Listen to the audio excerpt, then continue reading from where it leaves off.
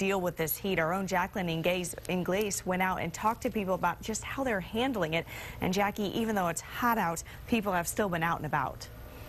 Natalie, we saw a lot of people out here even though it was hot. We had a few people who actually dared to run on the hike and bike trail here around Lady Bird Lake.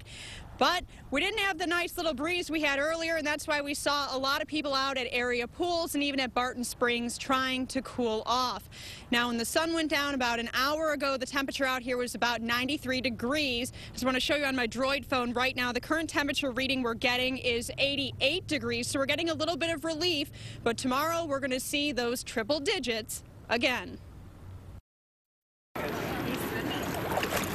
Dog days of summer aren't even here, but it sure feels like it around Austin as 100-degree temperatures continue to hit the area. We like to bring the dogs down and cool them off in the lake, so Murphy comes out and he just hippos in the water. Bonnie usually takes Murphy on the 5-mile loop, but she wasn't among the dozens braving the heat to hit the bike path Sunday afternoon. Try to stay in the shade when I can, and I stop at every water stop.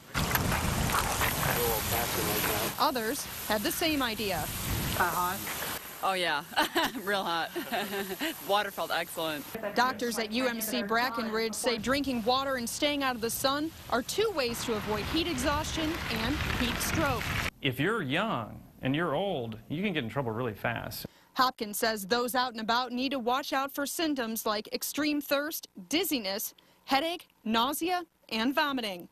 He says more and more people are showing up in the ER with heat-related illnesses. We're seeing them every day here in the ER. We see some heat exhaustion, or sometimes there's heat stroke, which is more rare, but we see heat exhaustion a lot, especially in the last several weeks.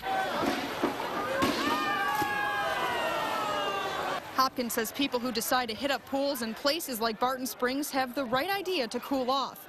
But sunbathers also need to take steps to avoid getting burned, just like Bonnie O'Shields does. We're out pretty much every day, so we have a good base tan, but we're always putting at least 15 on sunscreen-wise. Hopkins agrees that when it comes to heat in the sun, preparation is key. Hopkins says if anyone is experiencing or thinks they're experiencing heat exhaustion or heat stroke, they need to do 3 things. First, you want to immediately stop whatever it is you're doing.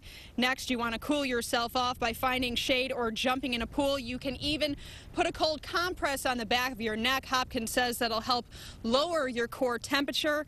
And finally, you want to drink water or other liquids like Gatorade. Live in South Austin, Jacqueline Ingles, KXAN, Austin News.